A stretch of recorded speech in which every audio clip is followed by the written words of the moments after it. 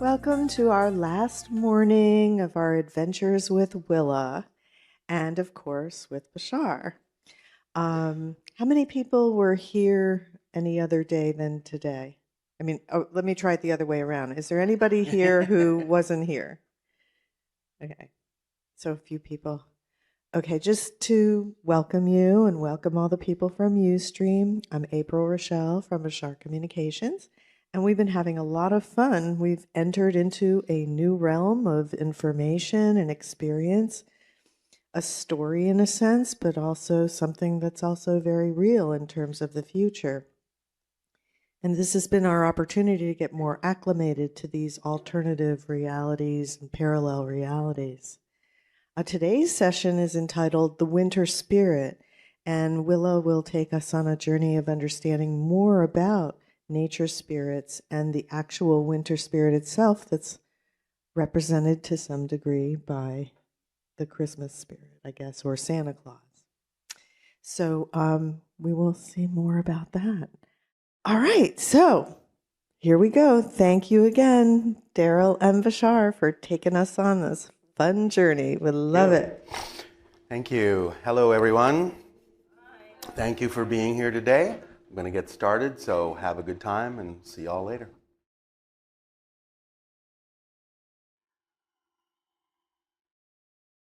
All right, we'll say good day to you this day of your time. How are you all? All right, thank you.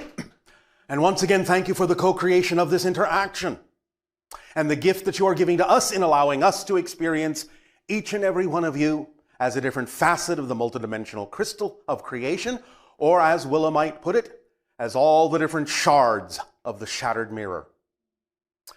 Now, before we facilitate Willa to speak to you about the winter spirit and the elementals, we would like to add a little, well, we'll call it a little bonus monologue. In that she explained to you in the transmission last night of your time, the idea of the 5 levels of mastery, being the cryptic, the nocturnal, the shapeshifter, the sage, and the wraith, being represented symbolically by the triangle of the mountain of earth, the connection to earth, by the wavy line, the nocturnals in the night, the secrets, the wavy line of the water, the emotional depths therein, the arch of the sky representing the shapeshifters to represent the changing weather patterns, the idea of the circle representing the sage, which represents space and the void, and the idea of the dot, which represents the wraith, which is spirit and source. There is also a crossover direct analogy between the 5 levels of mastery and the 5 laws. Number 1, you exist.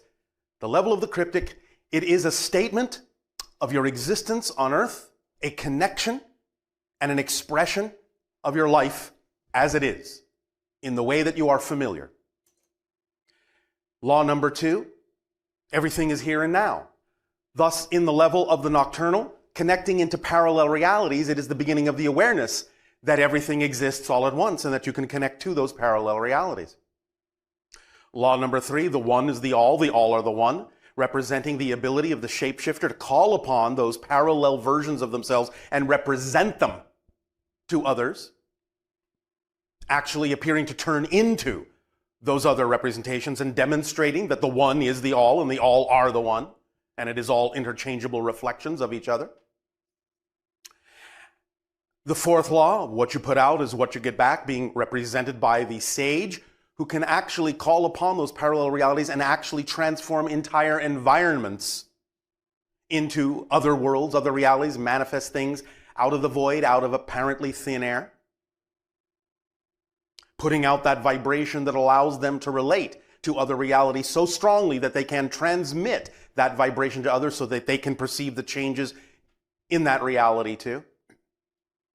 And the 5th law, everything changes except the laws, being represented by the wraith, who thus bridges physical and non-physical reality, matter and spirit, and can call upon the idea of changing the template, the very foundational underlying blueprint of physical reality, to manifest all sorts of transformations, not only in the physical world, but in spirit as well, simultaneously turning physical reality into a living spiritual dream.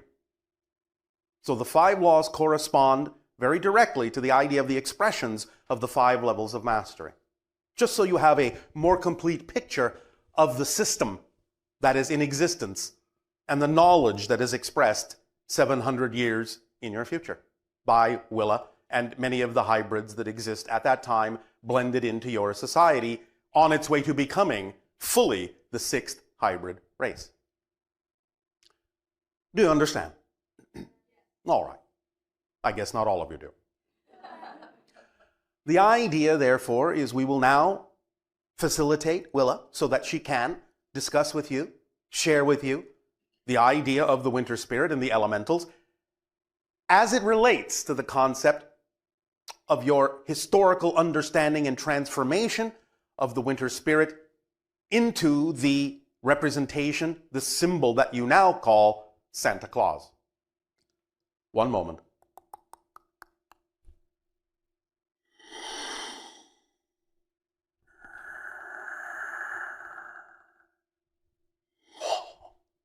All right then, good day to you, dearies. How are y'all? Oh, all right.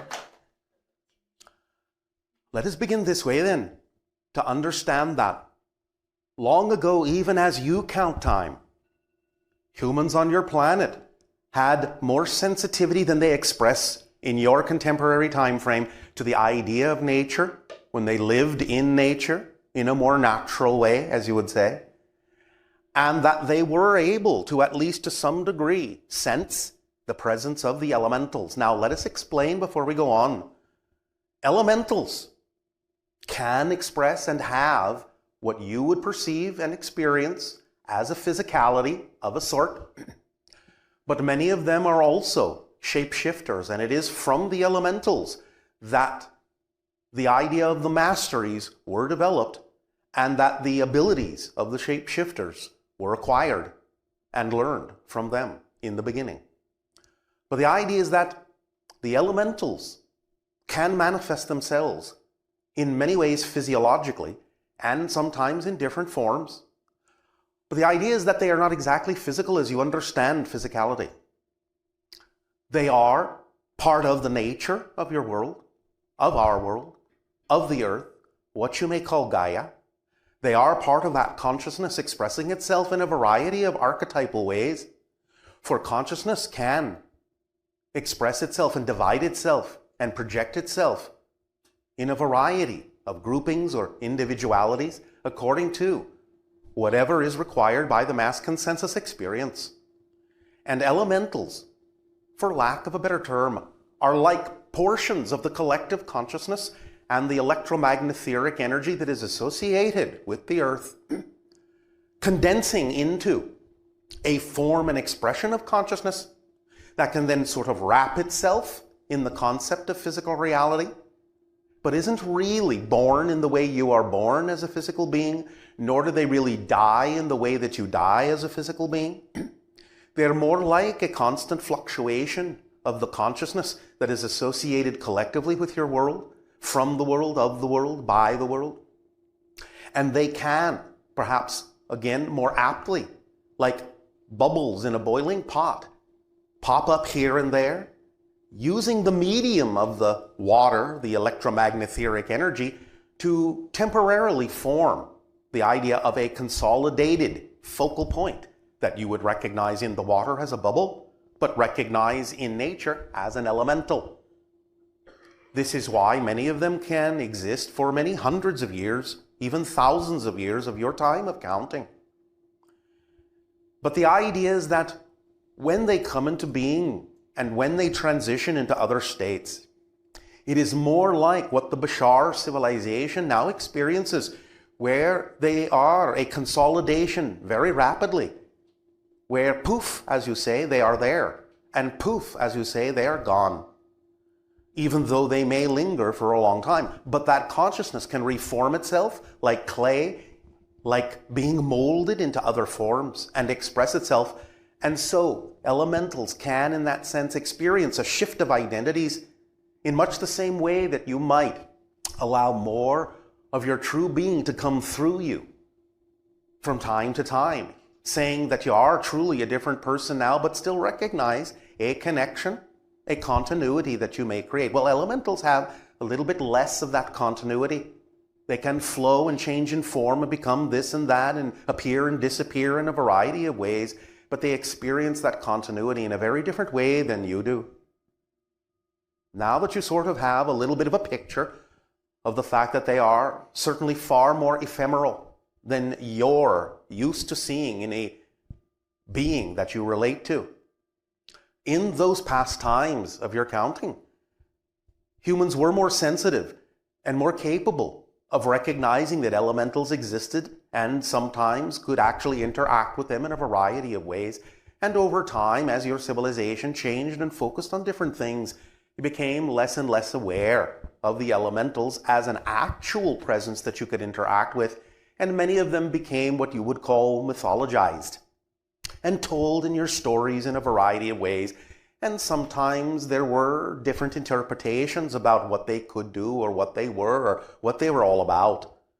Some of which remained relatively accurate according to their temperaments, and some of which really spun into stories that almost have nothing at all to do with what they do and who they are and how they live. Nevertheless, you retain the idea of the elementals in your stories sufficiently enough, that you never really lost sight of the fact that you are on some level aware that there are other levels of reality even within your own, other divisions of consciousness, even within what you call the world, and that there are many things that are invisible to you that are around you all the time. But now in this day and age, as you call your contemporary time of transformation, there is the ability to regain those senses again, to expand your senses to the point where you can begin, and have begun in many cases, to know that those elementals do exist among you, have their own reality, their own world, in a sense, blended in, intermingled, intertwined with your own.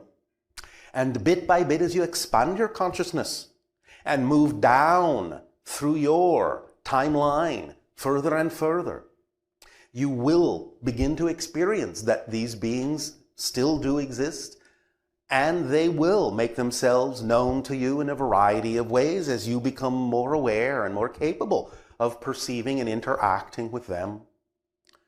One in particular that we will address this day of your time is what is typically referred to as the winter spirit. Now, it does have a name of old, an ancient name. And in the area in which I live, even though this winter spirit can appear in many different ways around the world in different cultures, in my area of what you would call the Ireland in your time, you will find that it is known by an ancient name of Kernanos. Kernanos. This being is generally described as having elements of a human form, but also elements of animal form, a kind of face that might be reminiscent of what you would call a blend of human and elk, and it does have the expression of large elk-like antlers, and it does have the expression of the cloven hooves, and it does have certain other elements to it that would be considered sort of fawn-like, or of a nature in the sense of what the being you know as Pan, or Puck in that sense. But it is a rather large elemental because its energy is very great, and it represents the season itself. And its focal point is the winter solstice that you are about to experience in your timeline. But the idea of Kernanos is that it is, to use an ancient term, a kind of a karmic elemental. It is a fourth law elemental, specifically geared to that vibration of what you put out is what you get back. It is that kind of a reflective elemental. And in ancient times, even ancient to you, it expressed this in the way that those that were positive to it, kind to it, loving to it, would receive that in return. But those that were of foul heart within themselves and mean disposition would find that reflected back to them by this fourth law elemental in a variety of ways that represented the concept that became known to you as karma. Because it is simply, again, the fourth law of what you put out is what you get back. And this being can amplify, magnify, and reflect that to you once you engage within that level of consciousness with it. Over time, as you began to lose the sense of the being itself, the winter spirit in its original form, its original expression, as Kernanos, and you drifted away from your knowledge that these beings existed among you, and it began to fade back into its own reality to the point where you could no longer really perceive it in the same way that your ancestors did. But remembering that such encounters did occur, you began to weave different kinds of expressions or different kinds of stories about this being. One of the first that you created was the idea of splitting the being in two, to recognize its positive side and recognize its negative side. Now, again, we remind you that when we talk about the idea of positive and negative, like the Bashar, this is not a value judgment, but it is simply a description of the mechanics of positive energy being that which integrates and expands, and negative energy being that which segregates and disconnects in experience. But the idea is that this then became separated into two different beings. Still the original idea of the winter spirit, but then the negative side was embodied in a concept and another being altogether that was given the antlers in the form of horns, still had the cloven hooves, still had some animal aspects to its features, but this being was given a new name, and that name was Krampus. Krampus then became the embodiment of the idea of the negative side, while the positive side was then begun to be associated with other things that came into your society, religious ideas, other forms of spiritual expression, and in the idea of your European area, you will find that it began to be associated with the concept of saints, and in particular the idea of the being you know as Saint Niklaus. But having been divided in this way, it was also then Krampus being associated with the negative polarity of those that believed in the idea of heaven and hell. And thus Krampus also became the embodiment of the devil in that way. For it had the cloven hooves and it had the horns. The idea also is that it was a being of mischief in that sense, in the negative way, reflecting the negativity. But this also continued to evolve in the idea becoming a little bit more benign in what became Santa Claus, where Krampus began to be forgotten. And again, the idea of forming the list and checking it twice to find out who's naughty and find out who's nice. So that became simply an idea that evolved into, or shall we say devolved into, a simple list, a checklist of who was either a good boy or a good girl or a bad boy or a bad girl. Allowing the idea to come into some other religious form and go in a different direction and focus on the idea of the giving of gifts and the giving of presents, which originally was the concept of simply making loving offerings to the original Kernanos, winter spirit, and receiving in return the idea of also gifts and offerings to carry beings through the winter, to help support them through the ice and the snow, because the winter spirit, in a sense, could also be represented of that which could control those things, those realities, and allow there to be an easing of those elements that you might experience in the winter time in harsh climes.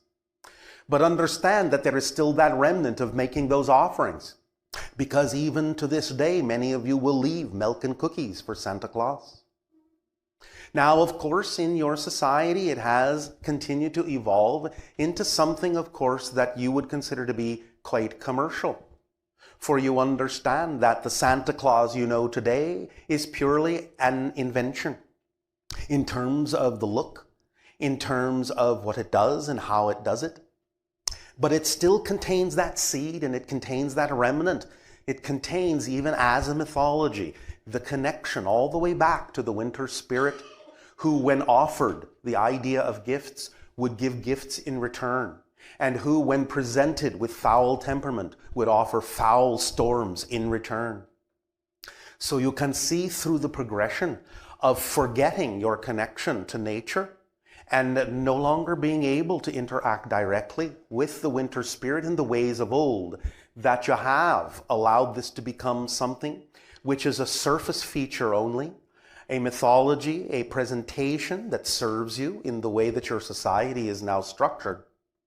But as you go through the transformations that you are now going through in your society, and you open up to the idea that your senses can expand and begin to interact once again with the heretofore invisible that's always around you, of other realities and other levels of consciousness within the earth itself, you will begin to honor again, you will begin to own again, you will begin to experience again those interactions. But I will tell you, when you come upon Kernanos, you will find that it will be a very powerful energy.